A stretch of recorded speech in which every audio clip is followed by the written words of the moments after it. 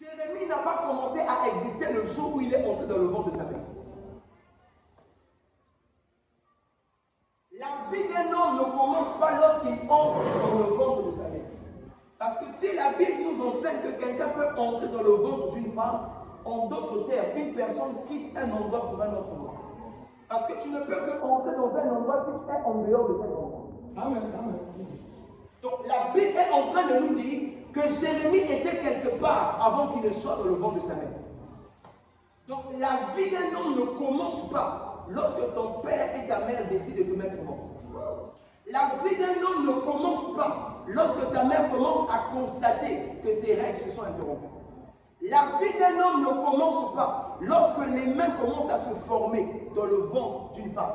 Un homme existe avant son existence.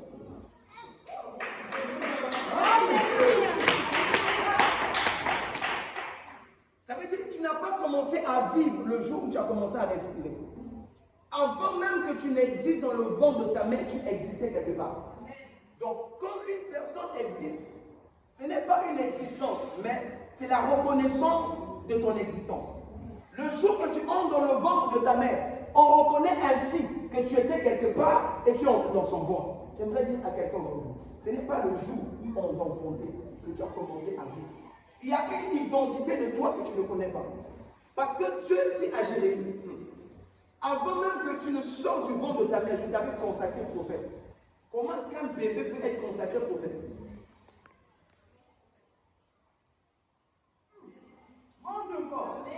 Est-ce que les gens m'entendent ce soir? Ça veut dire qu'il existe une vie où Dieu vit avec des hommes avant que ces hommes viennent sur la terre. Et si vous remarquez que sur la terre, Jérémie devient un prophète, ce n'est pas quelque chose de nouveau. Parce que Dieu savait qu'il était prophète. Donc Dieu n'est pas étonné de ce que tu vis sur la terre. Dieu n'est pas étonné de ce que tu traverses dans le monde. Avant même que toute chose ne soit, tu étais en Dieu. Comment est-ce que c'est possible? Aujourd'hui, nous sommes en 2024. Dieu te montre une vision de toi en 2038. Alors que nous sommes en 2024. Cette image de toi en 2038 existe où? Au fait, c'est ta vie. Mais c'est une dimension de ta vie qui ne s'est pas encore révélée. Mais cette dimension existe. Voilà pourquoi tu as vécu ta vie avant de la vivre.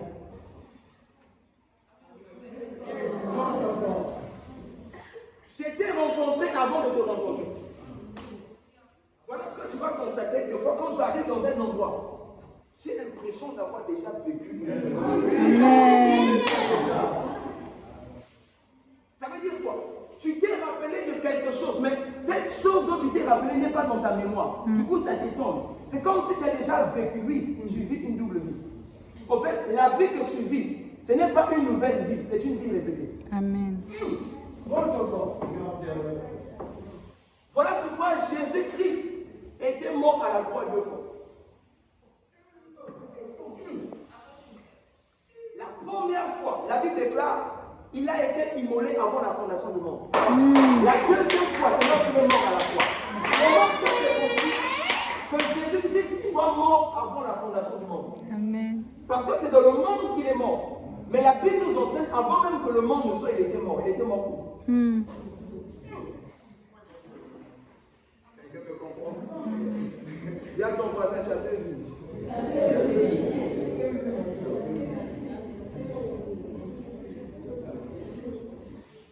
Est-ce que quelqu'un m'entend? Dis avec moi, j'ai 2 vies. J'ai 2 vies. La Bible déclare dans Éphésiens le chapitre 1, à partir du verset 4. La Bible déclare, en lui, Dieu nous a élus avant la fondation du monde, pour que nous soyons saints, irrépréhensibles devant lui. Donc Dieu nous a élus avant la fondation du monde. Voilà pourquoi j'aimerais répéter ceci. Rien de ce que tu vis étonne Dieu. Dieu n'est pas étonné de ce que tu vis aujourd'hui. Donc même s'il arrive que ta mère soit morte, Dieu n'est pas étonné de ce que tu vis. Lorsque Dieu te parle, il ne te parle pas au présent. Il te parle dans toutes les dimensions du temps. En fait, quand Dieu te dit je suis avec toi, Le je suis avec toi, ce n'est pas seulement je suis avec toi aujourd'hui. C'est le je suis avec toi demain, après-demain, après-demain, après une année, après 4 années. C'est-à-dire, c'est comme si chaque jour Dieu te disait je suis avec toi.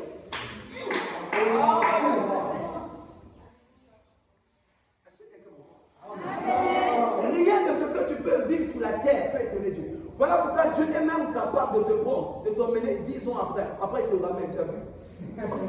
Tout comme il peut te prendre, il te ramène dans le passé. Il te dit, tu as vu. Qui a écrit la Genèse? Moïse. Mais est-ce que Moïse était là le jour de la création du monde? Je vais vous expliquer les choses. Qui était là pour voir lorsque le premier jour, il avait séparé le jour et la nuit? Qui était là? Comment est-ce que tu peux dire ce genre de choses? Tu as vu ça comment? Qui a dit que les machines à voyager dans le temps n'existent pas?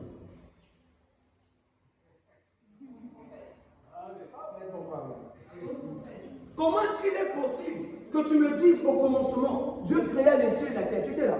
Mais comment est-ce que tu sais ça? Tu as vu ça?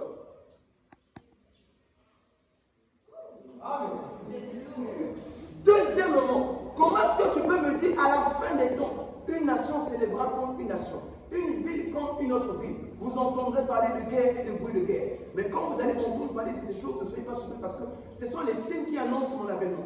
Comment est-ce que tu peux annoncer de telles choses alors que tu n'es même pas en 2024?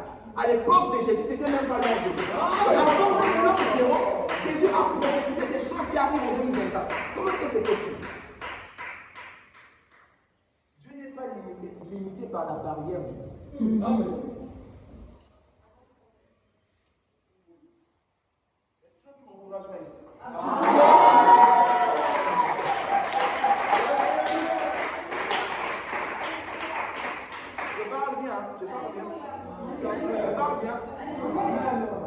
Dieu n'est pas limité par la barrière du temps pour nous. En fait, toi, tu es incapable de me dire ce qui viendra demain. Mais Dieu peut te dire avec des détails que demain matin, quand tu vas te réveiller, la première personne que tu verras, c'est ton père. Mais Dieu voit ça comment? Parce que les yeux de Dieu ne sont pas fixés que dans le présent. Les yeux de Dieu voient même dans le futur.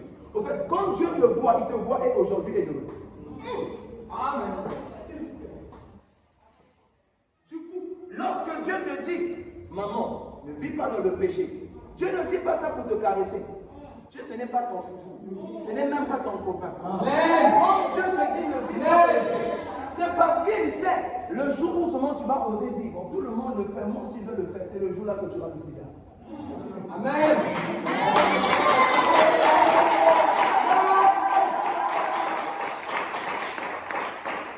Est-ce que je parle à des gens ici? En fait, quand Dieu te parle, il ne te parle pas seulement par rapport à la logique. Il te parle prophétiquement. Ça, c'est la parole.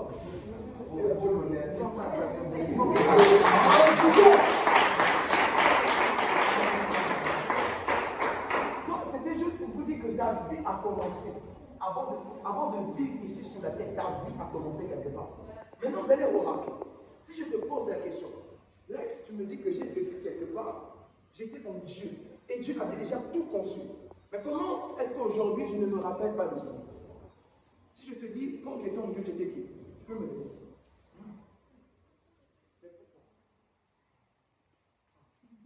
Je vais répondre.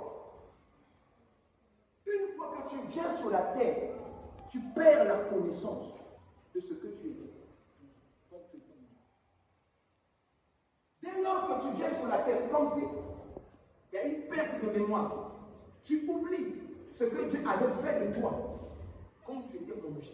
Voilà pourquoi Dieu rappelle à Jérémie que toi, quand tu étais en moi, tu étais un prophète. Maintenant, le problème, parce que Jérémie avait oublié, il commence à se dire, ah, moi là, moi que tu vois, moi Jérémie, moi être un prophète. Non, tu as mal vu.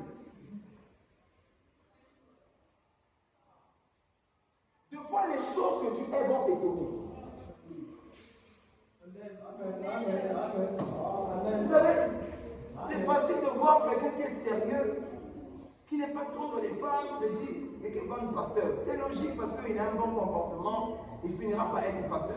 Mais quand tu vois un drogué, quand tu vois un païen, quand tu vois un sataniste, on te dit, lui là, il sera pasteur. Même dans son église, je ne viendrai pas plus. Pourquoi? Parce que ce que Dieu a arrêté pour lui, Quand toi tu essaies d'imaginer ça, ça peut pas checker dans ta tête. C'est comme par exemple une personne comme Pierre, un pêcheur de poissons. Maintenant on te dit, lui là, il sera l'un des plus grands apôtres du monde. Il dit non, choisis au moins des personnes intellectuelles. Comment est-ce que tu peux choisir un Pierre, quelqu'un qui ne sait même pas parler français? Maintenant, c'est lui que tu feras apôtre. Ce que Dieu a établi sur ta vie, de fois c'est tellement grand que quand tu te vois toi-même, tu dis non, ça c'est pour quelqu'un d'autre. Voilà que j'aimerais parler à des gens ici, à qui Dieu a parlé. Tu as l'impression que ce que Dieu t'a montré, c'est trop grand pour toi. Ce que Dieu te montre n'est pas trop grand pour toi. C'est à ton niveau. Amen. Amen. Voilà pourquoi vous avez remarqué certaines personnes, tu es en train de dormir dans ton sommeil. Tu te vois, tu marches dans les ruelles de Las Vegas. Tu te vois à Dubaï dans une belle voiture. Amen. Est-ce que je parle à quelqu'un? Tu te vois dans les rêves avec des grands hommes. Moi, ça m'arrive quand je dors. Tu vois quand ça marche, je dors. Tu vois, des grands hommes de Dieu. Mais quand tu te réveilles, tu te rends compte qu'il y a l'eau qui tombe une fois. Est-ce que quelqu'un comprend? Tu te vois dans un rêve. Tu dis, Seigneur, que ce rêve ne s'arrête pas. Parce que si je me réveille, je vais retourner en enfer. Tu te vois aux États-Unis, mais dans la réalité, tu es dans une cabane au fond du sentier. Tu te vois dans un rêve avec des enfants, mais quand tu te réveilles, tu vois que tu es stérile. Tu te vois dans un rêve avec beaucoup d'argent, mais quand tu te réveilles, tu es pauvre. Après, tu te dis, c'était juste un rêve. Non, ce n'est pas un rêve. C'est une version de toi que tu dois poursuivre.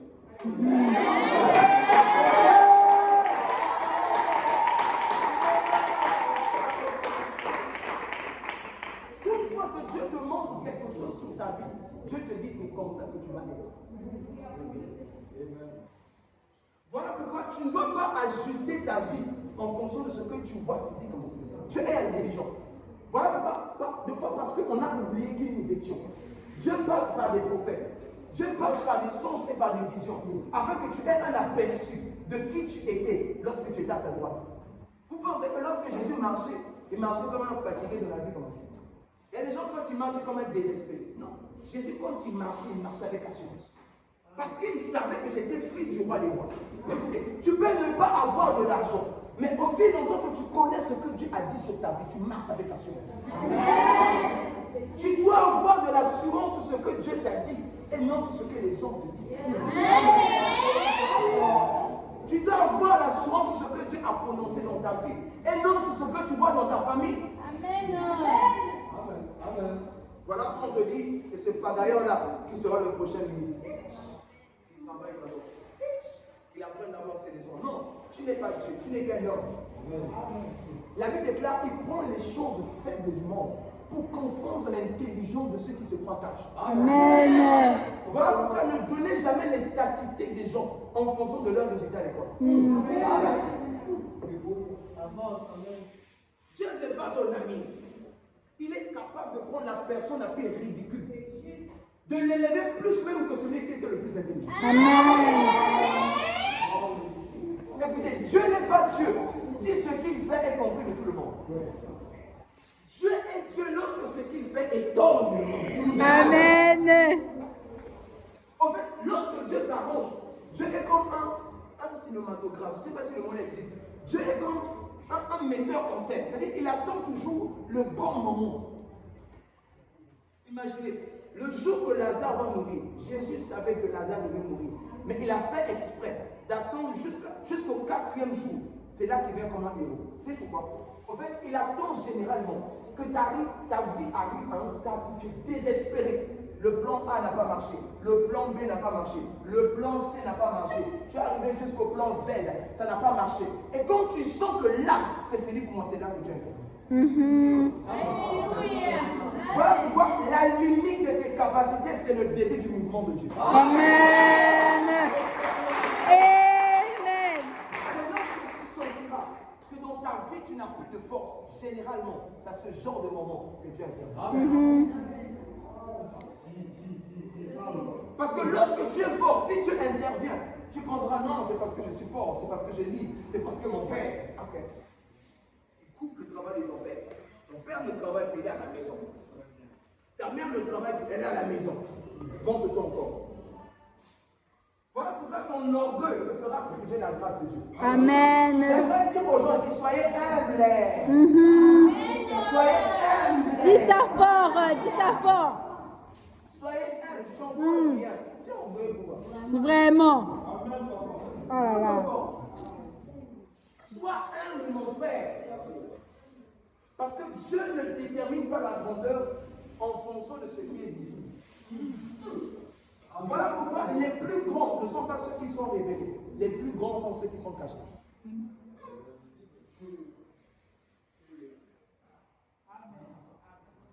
En fait, la gloire de Dieu se manifeste généralement dans des personnes en qui on ne prête pas trop d'attention. Amen. C'est-à-dire, il y a 1000 personnes. Dans les 1000 personnes, on a choisi 999. C'est toi qu'on a oublié. Amen. Je aime les personnes comme ça. Les lions rejetés. Vous connaissez ce genre de personnes? Les personnes rejetées. Donc dans la stratégie, on ne te compte même pas. Tu deviens comme la poubelle. C'est comme ça que Dieu incarne ça. Que tu sois cette personne et que la gloire de Dieu vienne en toi. Amen. Et je vous explique le but de la vie. Le but de la vie, c'est de vivre afin de ressembler à ce que Dieu avait fait ou dit depuis le monde de l'éternité. Donc, quand nous venons ici à l'école, quand vous entendez la parole, le but de la parole, ce n'est pas de vous divertir. Le but de la parole, ce n'est pas de vous faire dire amen. Le but de la parole, c'est que vous puissiez comprendre que la vie que je mène, ce n'est pas la vie que je suis censé mener. Il y a une vie supérieure à laquelle Dieu m'a appelé. Est-ce que quelqu'un comprend? Amen. Voilà pourquoi tu es à la poursuite de la meilleure version de toi-même. Il existe une version de toi qui est plus parfaite que celle qui est présente actuellement. Amen. Il y a une version de toi qui est plus compétente. Il y a une version de toi qui a plus d'impact. Il y a une version de toi qui est plus intelligente. Il y a une version de toi qui est riche. Il y a une version de toi qui a accompli tout dans la vie. Maintenant, ton problème à toi, c'est que tu dois commencer à poursuivre cette nouvelle ou meilleure version de toi-même. Donc chaque jour, quand tu marches, les défauts que tu as sont le contraire qui se trouve dans le caractère de la personne qui est la nouvelle version de toi. C'est-à-dire, si aujourd'hui tu es une personne qui n'arrive pas à prier, il existe quelque part une version de toi qui aime prier. Amen. Si aujourd'hui tu es une personne qui est timide, il existe quelque part une version de toi qui est courageuse. Si aujourd'hui tu es une personne qui se lamente, il existe de toi une version quelque part d'une personne inébranlable. Si aujourd'hui tu as une version de quelqu'un qui est limité, il existe quelque part une version de toi d'une personne qui n'a aucune limite. Mais toi, tu dois croire qu'il y a quelque chose de meilleur qui est rattaché à ma vie. Et ce n'est pas seulement ce que je vois qui définit ce que je suis. Et même si je vois des choses qui sont l'image que Dieu m'a montrée. Amen. Est-ce que je parle à quelqu'un? Amen. Voilà pourquoi ne même pas ta vie en fonction de ils ont dit, ils ont fait. Non, tu as une vie à toi-même que tu dois vivre. Et tu dois la démontrer par tes actes, tu dois la démontrer par tes paroles et tu dois la démontrer par ta façon de faire. Si tu le crois, tu acclames le Seigneur.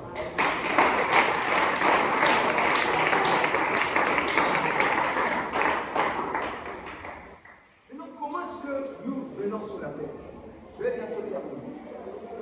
Lorsque nous lisons le livre de la Genèse, on lit d'abord le livre d'Ésaïe, le chapitre 53, à partir du verset 6. Écoutez très bien. La Bible déclare, nous étions tous errants. Dis avec moi, errants. Errant. Comme des brebis, chacun suivait sa propre voie. Et l'Éternel a fait retomber sur lui l'iniquité de nous tous. Et lorsque nous venons sur la terre, nous avons oublié ce que nous étions. On est perdu. On ne sait pas ce qu'on cherche dans la vie. Des fois même tu vas prier, tu ne sais pas pourquoi tu pries. Des fois vous chantez, vous ne savez pas pourquoi est-ce que vous chantez. Il y a des gens qui chantent comme les chanteurs du quartier. Il y a d'autres personnes qui chantent comme les dédames. Au fait, tu ne dois pas chanter en fonction de ton milieu. Tu dois chanter en fonction de ta destinée. Je ne sais pas s'il y a des gens qui m'entendent ici. Je répète, tu ne dois pas chanter en fonction de ton milieu. Tu dois chanter en fonction de ta destinée. tous les jours de ta vie doit être la quête de ta destinée. Tu ne réussis pas dans ta vie parce que tu as un boulot. Tu ne réussis pas dans ta vie parce que tu es connu. Tu ne réussis pas dans ta vie parce qu'on commence à t'inviter. Tu ne réussis pas dans ta vie lorsque tu achètes une maison. Tu réussis dans ta vie lorsque tu connais ta destinée. Dieu t'a appelé à faire quoi? Voilà quand on a des gens qui disent je suis venu accompagner les gens sur la terre. C'est pourquoi vous le dites. Parce que vous ne connaissez pas la raison pour laquelle Dieu vous a positionné. Dis à ton voisin, quelle est ta destinée?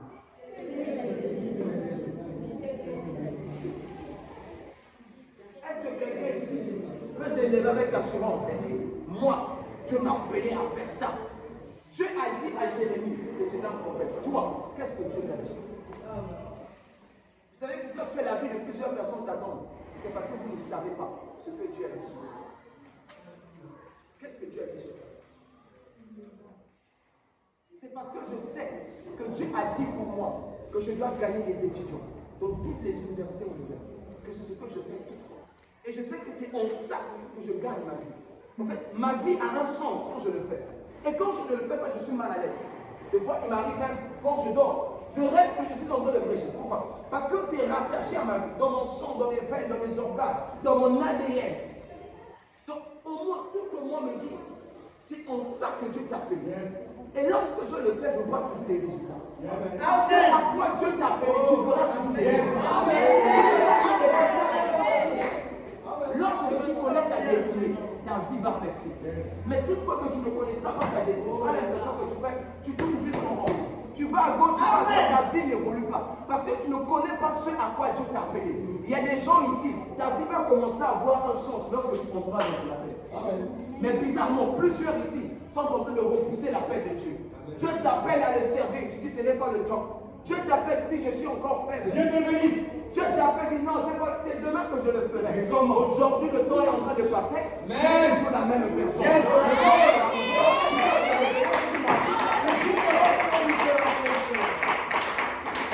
Combien de personnes ici ont mis Dieu en attente? C'est-à-dire que tu es en train de faire attendre Dieu, alors que Dieu voit que tu es en danger. Demain, je vais le faire. C'est pourquoi pas aujourd'hui.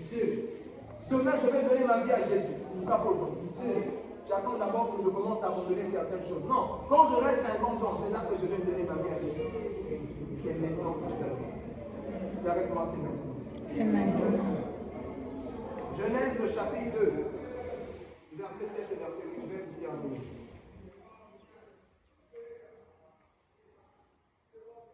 Genèse 2, verset 7 au verset 8. La Bible déclare, l'Éternel Dieu forma l'homme de la poussière de la terre. Il souffla dans ses narines un souffle de vie, et l'homme devint un être vivant. Puis l'Éternel Dieu planta un jardin en Éden, du côté de l'Orient, et y mit l'homme qu'il avait formé. Nous lisons le verset 18. Et l'Éternel dit, il n'est pas bon que l'homme soit seul. Je lui ferai une aide semblable. Dis avec moi, il n'est pas bon. Il n'est pas bon. Encore, il n'est pas bon. Il n'est pas bon. Le verset 21. Alors l'Éternel Dieu fit tomber un profond sommeil sur l'homme, qui s'endormit. Il prit une de ses cordes et reforma la chair à sa place. L'Éternel Dieu forma une femme de la corde qu'il avait prise de l'homme, et il l'amena vers l'homme. Et l'homme dit, voici cette fois celle qui est os de mes os et chair de ma chair. On l'appellera femme, parce qu'elle était prise de l'homme. Amen. Amen. Écoutez-moi, je ne parle pas du mariage.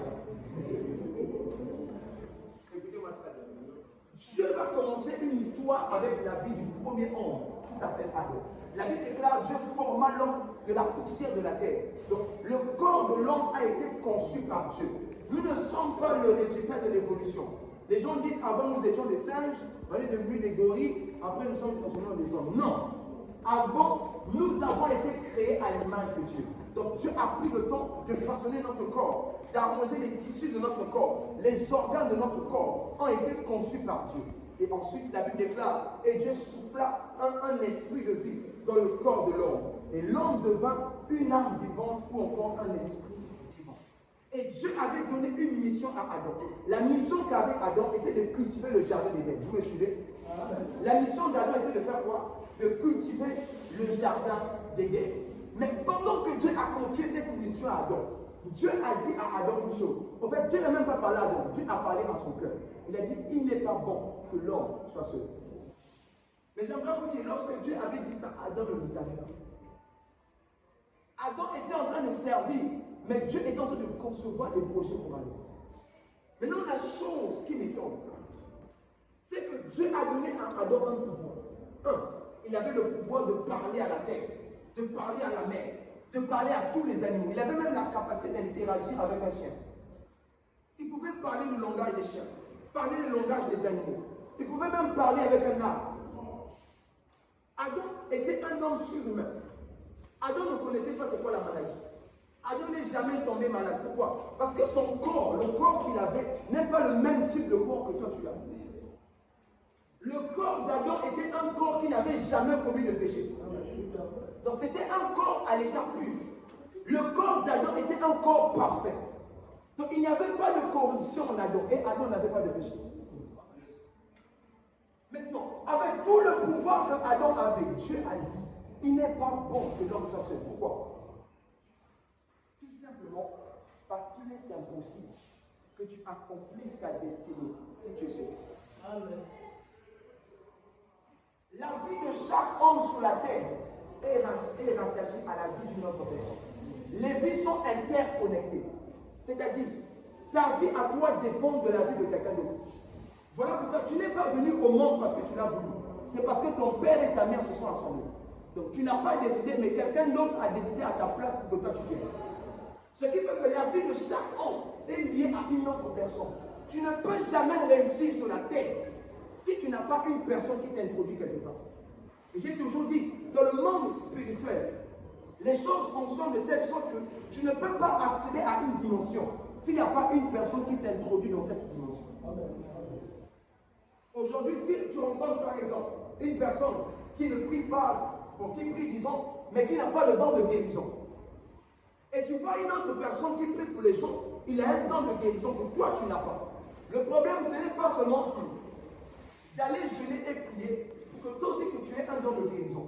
Mais tu peux te connecter à cette personne de telle sorte que la grâce qui est sur lui tombe sur toi. Amen. Donc Dieu n'a pas forcément besoin de descendre personnellement dans ta vie pour t'emmener dans une dimension.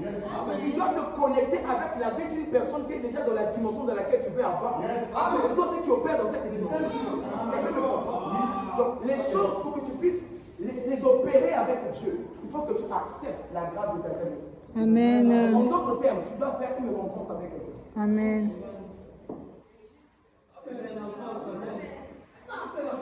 Beaucoup aujourd'hui finissent les études, n'ont pas de travail. C'est pourquoi? Parce qu'ils n'ont pas de relation. Ça veut dire que pour t'introduire dans une dimension de ta vie, tu dois te connecter avec quelqu'un. Dieu est tellement intelligent. Il a fait de sorte que ta vie à toi-même ne dépend pas de toi-même. La décision de ta vie est rattachée à la vie de quelqu'un d'autre. Voilà pourquoi aujourd'hui, si tu as décidé de venir à EAD, c'est parce que quelqu'un a eu la pensée de créer l'université. C'est-à-dire l'expansion de ta vie dépendait de l'idée qu'il avait de créer l'université. Amen. Tu n'acceptes pas. Il y a des gens qui ont des choses que toi tu n'as pas. Tu resteras pauvre. Amen. Et il y a des choses que Dieu donne aux autres qui ne te donnera pas. Parce que je parle de Dieu. Amen. Il y a des dimensions de gloire que tu n'auras jamais. Parce que Dieu ne donne pas toutes choses à tout le monde. Mais il donne une chose à une personne pour que cette personne devienne le pont par lequel plusieurs vont accéder à cette dimension. Dieu n'a pas besoin de bénir tout le monde dans votre famille. Il a juste besoin de bénir une personne. Et cette personne va ouvrir la porte aux autres. Dieu n'a pas besoin de oindre tout le monde dans la maison d'Isaïe. Il faut juste faire la vie.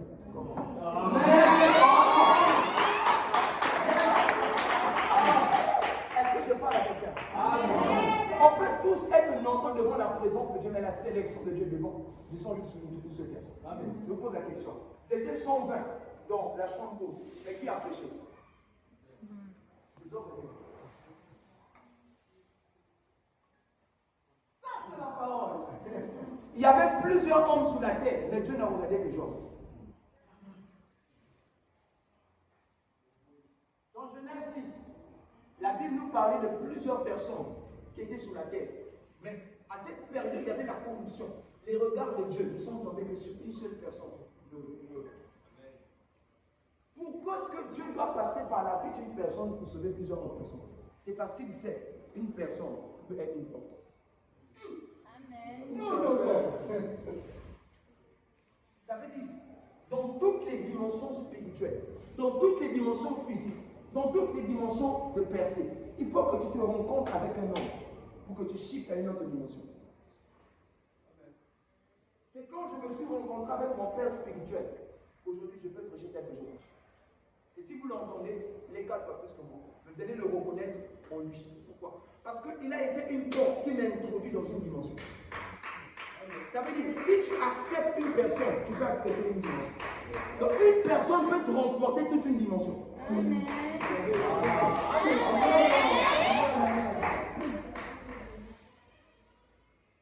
Vous voyez des gens comme des Newton, Albert Einstein. Vous le connaissez, n'est-ce pas? Il avait la connaissance scientifique. Aujourd'hui, la plupart des avancées technologiques que nous avons, c'est parce que cet homme a eu à réfléchir. Donc, si aujourd'hui on a les technologies qui arrivent à cette dimension, c'est parce qu'un homme s'était assis dans une chambre ou dans une pièce à commencer à faire les maths. Et si Albert Einstein n'avait pas pris le temps de faire les maths aujourd'hui, on n'aurait pas la dimension de la technologie qu'on a. Ça veut dire même le monde entier, même toute l'humanité, des fois a juste besoin d'une personne pour que tout change. Toi, tu n'as jamais péché. C'est Adam qui a péché. Mais aujourd'hui, à cause du péché d'Adam, aussi j'ai péché. Et moi, je crois, même si ma famille n'a pas travaillé comme moi je travaille, à cause de mon travail, eux aussi vont rentrer dans leur travail. Même si dans ma famille, il n'y a pas des gens qui sont bénis, à cause de ma bénédiction, plusieurs autres seront bénis. Crois au Seigneur Jésus et tu seras sauvé, et toi et ta famille. C'est-à-dire ta foi à toi peut sauver toute ta famille. Amen. Dieu n'a pas besoin de parler à tout le monde à EAD. Il a juste besoin d'une personne qui a la conviction pour rassembler plusieurs autres personnes. Amen. En d'autres termes, Dieu opère de manière stratégique. Il n'a pas besoin d'aller dans toutes les nations pour faire de toutes les nations les disciples de Jésus. Il a juste besoin d'utiliser une personne qui va aller dans toutes les nations pour faire de toutes les nations des disciples. Donc Dieu a besoin juste d'une personne pour avoir une multitude. Amen.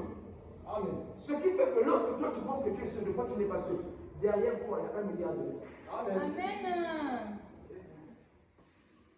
Un jour, je rentrais d'une réunion de prière. Quand j'entre dans ma chambre, il y avait la gloire de Dieu. Et quand j'entre, le Seigneur ouvre mes oreilles. Dans le monde de l'esprit, j'entendais des milliers de personnes. Des personnes qui étaient en train de crier. Des personnes qui criaient au secours. À l'aide. Venez mon aide. Et le Seigneur m'a dit, ça, c'est ce qu'on appelle la soif. Et le Seigneur m'a dit, la soif, ce n'est pas ce que tu désires. Et la soif, c'est le vide que fait le monde qui se trouve en toi. Et le Seigneur m'a dit, les choses que tu as entendues, les personnes que tu as entendues, ce sont des personnes qui ont besoin que toi tu parles afin qu'ils soient sauvés. Tu ne sais pas ce que tu pries aux autres lorsque tu fermes ta bouche. Combien de gens ici connaissent Jésus? Combien de gens ici ont cru en Jésus? Mais ça fait combien de fois tu as parlé de Jésus en classe? Combien de fois tu l'as fait? Jamais. Tu as une responsabilité en fonction de la foi que tu as. Dieu ne nous a pas appelés à être des chrétiens de mouvement, des chrétiens d'esthétique. Non, je viens à l'église, aujourd'hui c'est du monde. Non, Dieu a besoin des chrétiens qui impactent leur environnement. Amen. En réalité, celui qui transporte Dieu doit révéler Dieu aux autres. Mais aujourd'hui, ça fait combien de temps tu es chrétien? Où sont les personnes que tu as rassemblées? Où sont les nations que tu as gagnées? Le temps est arrivé où chacun d'entre nous aujourd'hui doit commencer à révéler Jésus dans son monde. Amen. Chacun d'entre nous doit commencer à révéler Jésus dans son monde. Les gens attendent le réveil. Les gens prient pour le réveil. Le réveil ne vient pas lorsqu'on prie pour le réveil. Le réveil vient lorsque les hommes et les femmes décident de se mettre en action. J'oublie le fait que je ne sais pas parler en public. J'oublie le fait que ce n'est que cette année que j'ai accepté Jésus. J'oublie le fait que je n'ai jamais ouvert les yeux d'un aveugle. Mais parce que dans mon cœur, j'ai la soif de voir les âmes être changées. Je prendrai mon courage pour parler aux nations. Les gens attendent d'avoir toute l'onction du monde pour commencer à servir Dieu. Même avec le peu que tu as, tu peux faire des choses extraordinaires. La foi n'a pas besoin d'avoir beaucoup. La foi a besoin d'avoir peu. La foi n'a pas besoin d'avoir beaucoup. La foi a besoin d'avoir peu. La Bible déclare, si ta foi est aussi petite qu'un grain de sénévé, tu vas déplacer les montagnes. Mais toi, tu vas avoir la foi qui est aussi grande que les montagnes pour déplacer les montagnes. Alors que tu dois avoir une foi comme une graine de sénévé pour déplacer les montagnes. La raison pour laquelle tu ne perds pas dans le miracle, c'est parce que tu penses que tu as une petite dimension. Parce que j'ai pas la maison. C'est quoi la foi? Dieu n'a pas peur des hommes qui prient. Dieu a peur des hommes de foi. La prière n'impressionne pas Dieu. D'ailleurs, la prière ne fait pas fuir le diable. Amen. Voilà pourquoi c'est lorsque Jésus gênait pendant 40 jours que le diable est venu. Donc tu n'as jamais fait peur au diable lorsque tu as prié. Tu as fait peur au diable lorsqu'il a vu dans ta prière. Amen. Amen. Parce que j'ai pas répondu. La seule chose qui met Dieu en joie sur la terre, c'est de voir un homme qui marche par la foi. La foi, ce n'est pas le monde des humains. La foi, c'est le monde de Dieu. Celui qui opère par la foi, il n'opère plus comme un homme, il opère comme un Dieu. Celui qui opère par la foi, sa main n'est plus humaine naturelle. Sa main devient l'extension de la main de Dieu. Amen. Celui qui parle par la foi incarne la personne de Dieu. La foi est la seule clé qu'on peut utiliser dans le royaume afin de se promener. La foi, c'est le moyen par lequel les gens ont accès à Dieu. Comment est-ce que tu peux dire que Dieu habite en toi? C'est Dieu, c'est qui? La Bible déclare que les cieux ne peuvent le contenir. Et la terre, c'est son marchepied. Maintenant, Dieu arrive à habiter en toi. C'est la foi. Donc, Dieu habite en toi par la foi. Donc, tu ne peux pas mener une vie chrétienne sans la foi.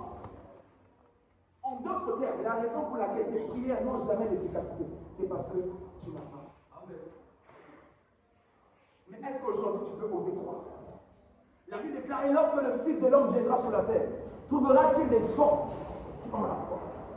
Tu veux que Jésus revienne? As-tu la foi? Amen. Parce que lorsque Jésus reviendra, il ne viendra pas sous l'avion. Quand Jésus viendra, il ne viendra pas dans l'hélicoptère. L'hélicoptère, écoutez, d'ailleurs, Jésus ne viendra jamais te prendre, c'est toi qui vas monter. Amen.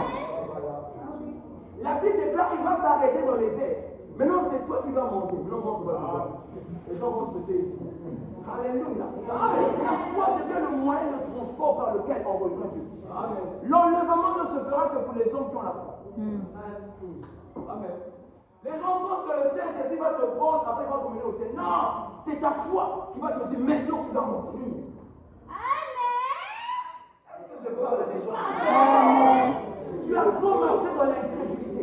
Le temps est venu, tu dois marcher avec la foi. La foi, ce n'est pas le raisonnement. La foi, c'est l'action. La seule manière dont la foi s'exprime, c'est en faisant des actes. Celui qui ne s'exprime pas par les actes n'a pas la foi. On reconnaît un homme de foi en fonction des choses qu'il fait et non en fonction des choses qu'il dit. Amen. La seule preuve concrète de la foi, c'est la manifestation d'un résultat. Si tu dis avoir la foi dans une chose et ne pas avoir un résultat, donc tu n'as pas la foi. Parce que la foi n'échoue jamais. Amen. La foi n'échoue jamais. Donc toutes les fois que tu échoues, c'est parce que tu n'avais pas la foi. Amen. Est-ce que je parle à des gens ici? Est-ce que je parle à des gens ici? Amen. Dieu n'opère pas dans ta vie parce que tu pleures. Seigneur, merci. Non! Tu peux pleurer, Dieu n'agira pas. La seule chose qui peut pousser Dieu à agir dans ta vie, c'est la foi. La Bible déclare, sans la foi, il est impossible de lui être agréable. Ce n'est pas ton parfum qui te rend agréable devant Dieu, c'est la foi. Amen. Je n'ai pas étonné parce que tu vas à l'église le dimanche. Je n'ai pas étonné parce que tu portes une longue robe. Je n'ai pas étonné parce que tu portes des chemises. Je l'ai étonné lorsqu'il voit la foi dans ton cœur. Amen. Tu n'as même pas 50 ans, mais il y a des gens ici qui sont désespérés de la vie. Tu n'as même pas 50 ans, mais tu as l'impression que ta vie est finie. Tu veux même te suicider. Tu n'as pas assez de foi. Tu as avec moi la foi. Tu as avec moi la foi. La foi n'a pas besoin de preuve. La foi, c'est la preuve. Oh, encore. Lorsqu'on te pose la question, femme, est-ce que tu es guérie? La foi dit je suis guérie. Amen. Si les gens te disent montre-moi la preuve c'est parce que j'ai cru. Amen. La foi, c'est la preuve que tu as reçu la chose. Est-ce que je parle à des gens ici? Je suis en colère contre les chrétiens. Les chrétiens sont des gens qui aiment parler. Le royaume de Dieu n'appartient pas à ceux qui parlent. Le royaume de Dieu ne consiste pas en parole. Le royaume de Dieu consiste en puissance. C'est la démonstration de la puissance. Si tu ne peux pas démontrer le royaume, tu n'es pas dans le royaume. Tu es congolais, tu parles lingala. Tu parles pas lingala, tu parles congolais, c'est un infiltré.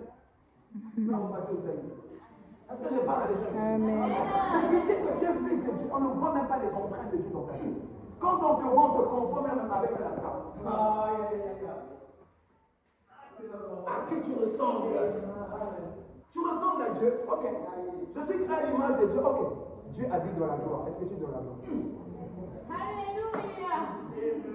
Non, je suis fils de Dieu. Ok. Tu as déjà vu Dieu pleurer? Tu as déjà vu Dieu se plaindre? Pourquoi tu pleures? Pourquoi tu t'inquiètes? Pourquoi tu doutes? Tu dis être fils de Dieu. Tu ne marches même pas comme ton Dieu.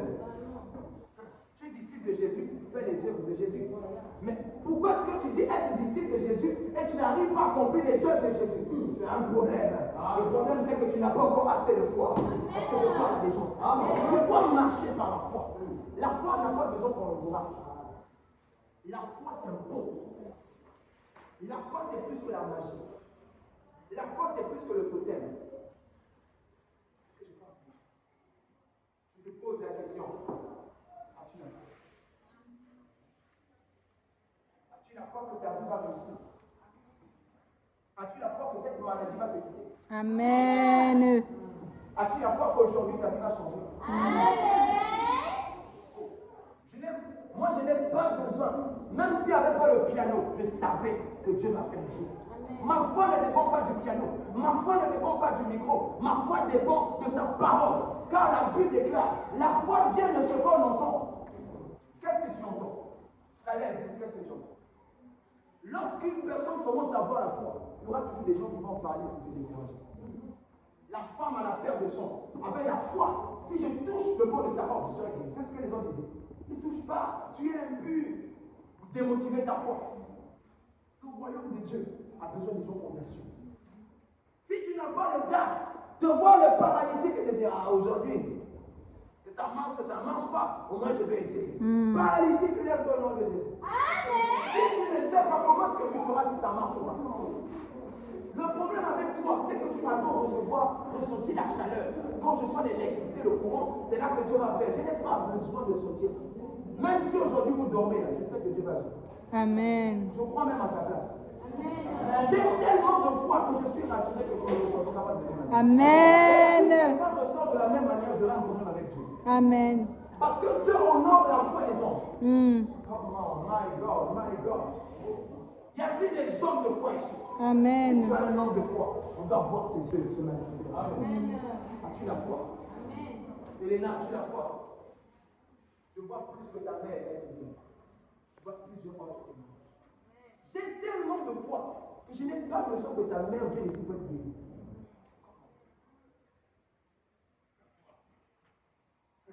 La Bible nous parle d'un homme comme Élie. La Bible déclare qu'il était un homme de la même nature que toi et moi. C'est-à-dire Dieu n'aimait pas plus Élie que toi. Élie n'était pas le chouchou de Dieu. Élie était juste un homme. Mais la Bible déclare Élie a prié. Et le feu est tombé du ciel. Ce n'est pas parce que Dieu l'aimait plus que toi. C'est parce qu'il a peur.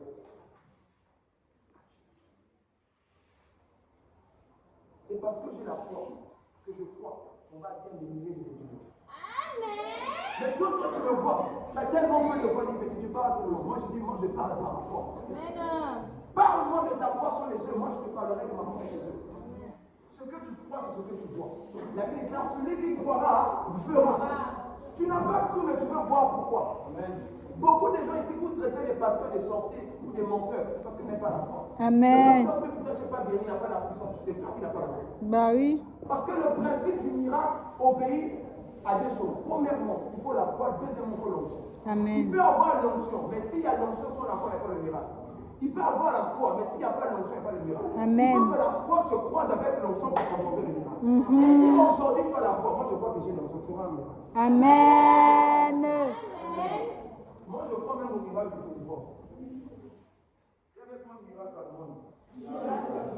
Vous savez c'est quoi un miracle à moi? Vous connaissez le bruit que fait le message quand tu te fais mourir? Vous connaissez le bruit là? Quand tu es dans la galère et tu entends ding dong. Tu peux recevoir tous les messages, il y a toujours la même notification. Mais quand tu reçois le message d'un Momo, le ding dong là, tu vas sentir que le ding dong là est spirituel. Alléluia.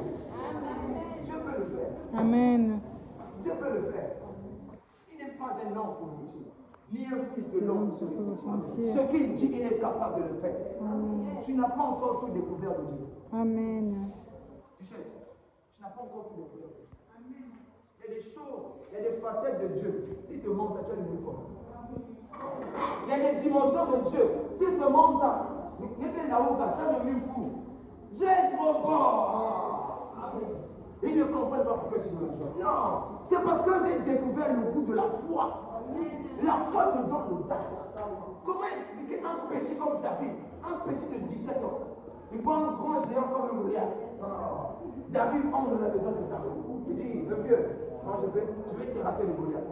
Ça, oui, le regarde d'abord petit. Il ne faut pas d'abord la deuxième fois. Un petit de 17 ans comme ça, nous on parle des vraies choses. Non, toi tu vas te confronter avec Goliath. Il dit non, j'ai l'onction. L'onction est plus que ton âge. Je disais ceci, hein. L'onction est plus que ton âge. David n'avait que 17 ans. Mais parce qu'en lui, il avait la foi. Il a dit, je vais terrasser Goliath. Maintenant, quand il va avec Goliath, moi je pensais qu'il devait prendre un peu ma carte, ou une lance-roquette, ou un couteau. Il prend seulement une petite pierre.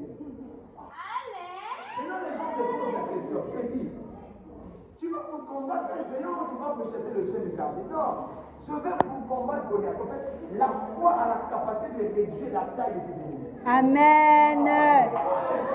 Amen. La foi a la capacité de réduire la taille de tes ennemis. Amen. En fait, tu opères dans la foi lorsque tu vois les problèmes petits. En fait, c'est quand tu vas arriver à un niveau, on te dit une femme a le cancer. La femme est en train de paniquer. La femme pleure. Elle dit, femme, les craintes. C'est quand tu minimises la maladie que ta foi est en. Amen. Mais aussi longtemps que tu vois le problème grand, tellement grand, ta foi te fait bien. Tout est possible. Tout est possible. Tout est possible. Est-ce que tu crois? Amen. Amen. Je vais décourager la foi de mon Dieu. Si la Bible déclare que tout est possible à celui qui croit, on peut prier ici. La porte va apparaître. Amen.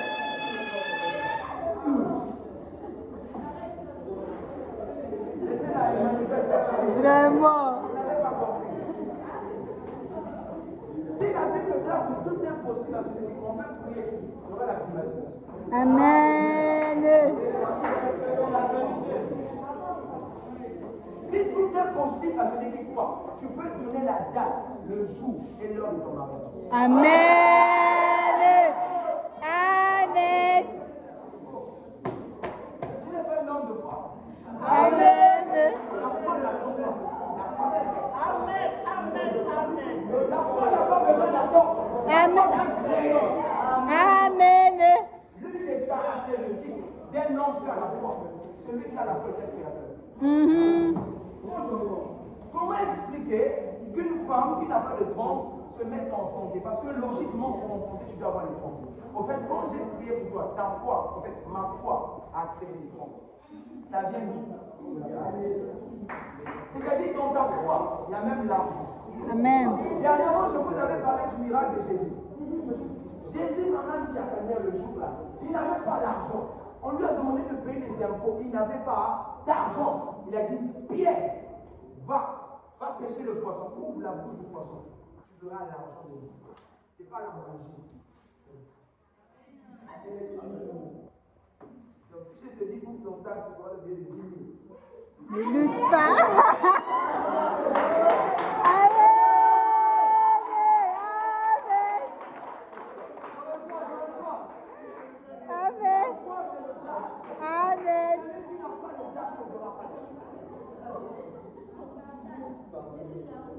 Et la foi a besoin qu'un homme parle. La foi n'attend pas le miracle. La foi est plus rapide que le miracle. Par exemple, une personne qui n'a pas de pied. Moi, je viens en tant qu'un homme de foi. Et je te dis, lève-toi et marche. Toi, pour marcher, tu as besoin que les pieds apparaissent. Ça, c'est pas la foi. Un vrai homme de foi, lorsqu'on dit lève-toi et marche, tu n'as pas de pieds, tu te lèves et tu marches. La seule façon de vivre la foi, c'est d'obéir à la foi. Amen. La seule façon de vivre la foi, c'est d'obéir. Ça veut dire ceci. Si tu es malade aujourd'hui, et je dis frère, au nom de Jésus, tu es guéri. Toi, tu dois obéir que je suis guéri. Donc, tu ne dois plus te comporter comme si tu étais malade. Le problème avec vous, quand vous recevez la prière de la foi, vous vous comportez comme si vous étiez toujours malade. En réalité, lorsqu'on dit pour une femme enceinte qui doit être guérie, quand on a prié pour toi, la première chose que tu dois faire, tu dois commencer à prier. Tu cries quoi? J'ai un enfant, ça. Ah ouais. Et j'avais pris l'exemple dernièrement.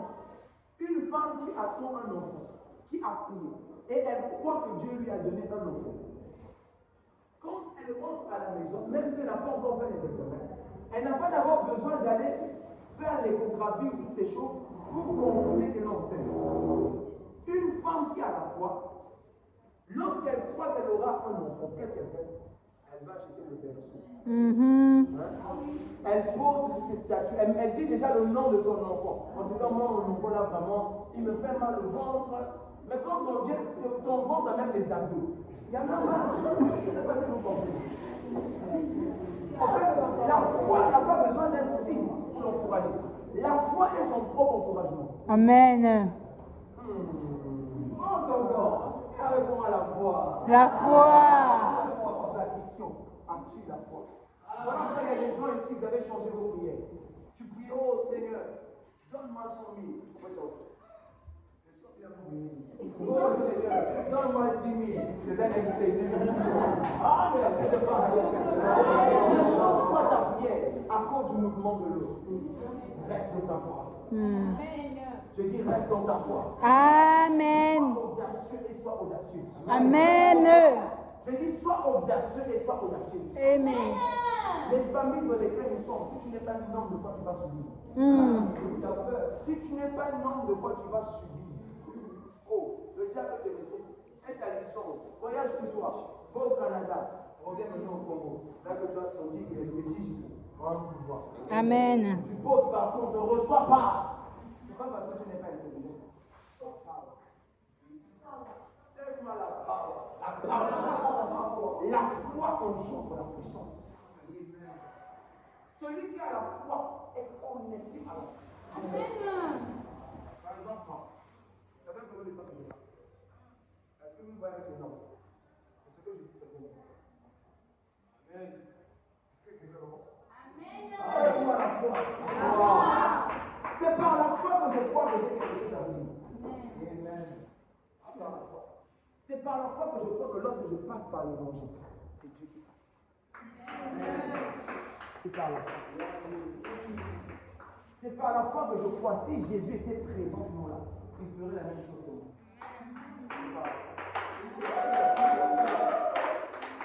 C'est par la foi que je crois quand je marche, il y a des anges qui sont derrière. Amen. Et si tu ne crois pas, je prie Dieu que tes yeux s'ouvrent, que tu vois. Amen. Dieu, ce n'est pas un théoricien. Mon Dieu, il ne fait pas la théorie. Mon Dieu, c'est la pratique. Amen.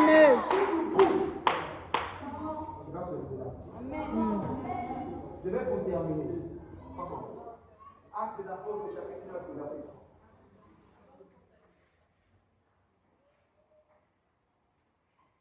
Actes des apôtres, chapitre 9, verset 3. Je dirai en partie pour le verset. Quelqu'un peut lire pour moi Actes, chapitre 1, à partir du verset 1 jusqu'au 20.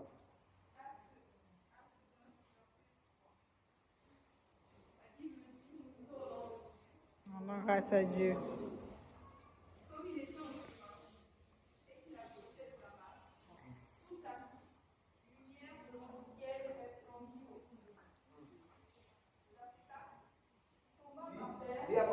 chemin jusqu'au verset 11.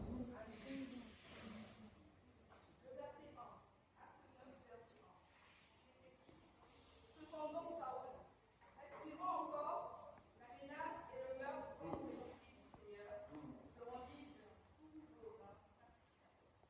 le verset 2, et lui demanda des lettres pour les synagogues de Damas, afin que, s'il trouvait partisan de la nouvelle doctrine, hors de femme, il les ordonna et à Jérusalem. Le verset 3. Comme il était en chemin, Dis avec moi, comme il était en chemin. Comme il était en chemin. Est-ce qu'il s'attendait à ça? Non. Est-ce qu'il avait prévu ça? Non, non. Est-ce qu'il savait que c'était programmé? De même que tu es venu ici, il y a des choses qui sont programmées. Que tu ne sais pas. Amen. Donc, comme il était en train de marcher sur le chemin, c'est le thème de notre message. Quand il marchait sur le chemin, continue. comme il était en chemin, et qu'il approchait de la masse, Tout à coup. une lumière venant du ciel resplendit autour de lui. Amen. La Bible déclare